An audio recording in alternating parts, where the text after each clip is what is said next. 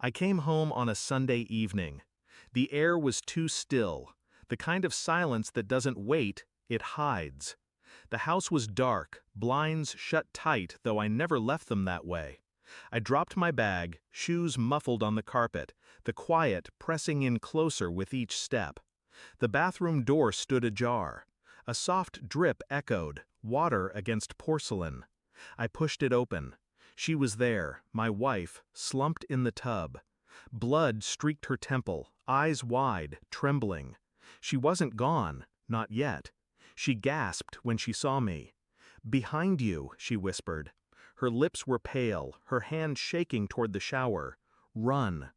Confusion strangled me. "What?" I asked. The shower curtain shifted. Slow, deliberate, someone or something drawing it back.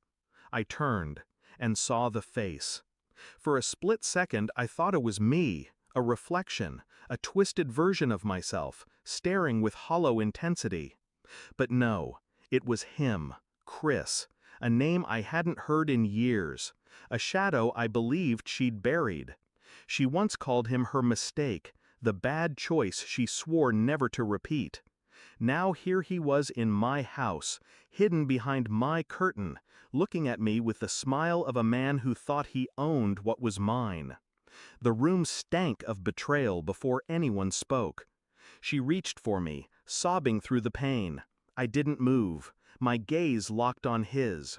Her words, his presence, they snapped every illusion I'd held.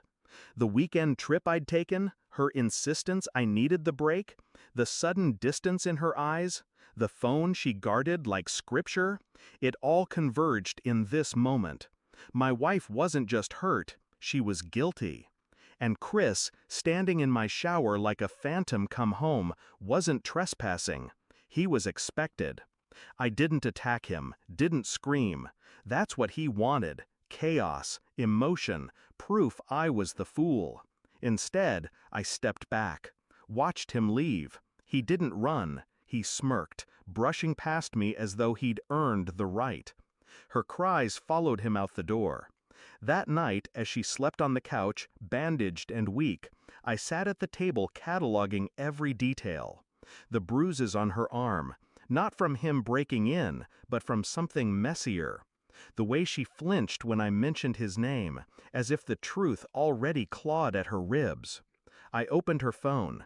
Password changed. I didn't need it. Technology is only loyal to the one who knows where to look. Within hours I had the records, late-night texts, hotel bookings, digital footprints she thought she'd hidden. Every conversation was a blade, promises, lies, plans to end things soon. And me. I ordered a DNA kit the next morning, quietly, methodically. I took her toothbrush, sealed it, sent it away. The lab would tell me what my instincts already screamed, that the life she claimed to share with me was borrowed, infected with his presence. I spoke little in those days. She mistook my silence for shock, for mercy. But silence isn't mercy. Silence is war, waiting for its hour. 2 weeks later, the truth arrived in an envelope. The results were clinical. Numbers, percentages. 0 chance of paternity. Chris's children, not mine. I sat at the kitchen table again, staring at the paper until my eyes blurred. No rage, no tears. Just a hollow certainty, as if I'd known the ending before the story began. That night, I set the envelope in front of her. No words. She opened it.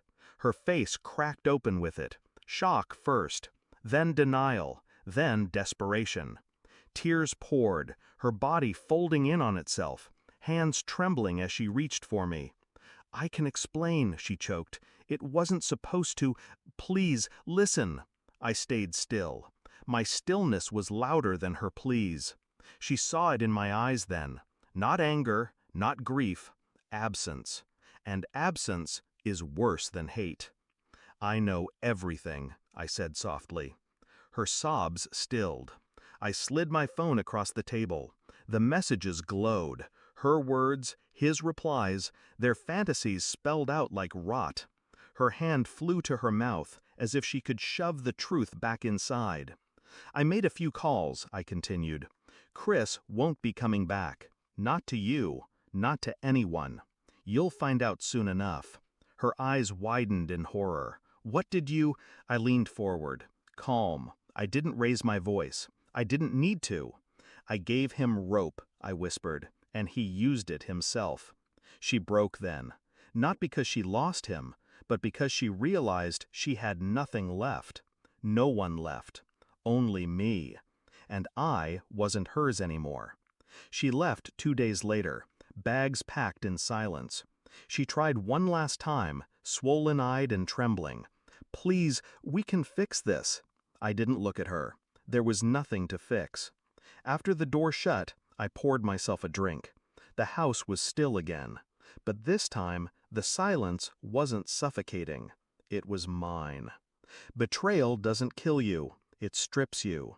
It carves away illusions until you see the bare bones of truth. And truth, I learned, isn't freedom. It's power. I had it now, and I would never give it away again.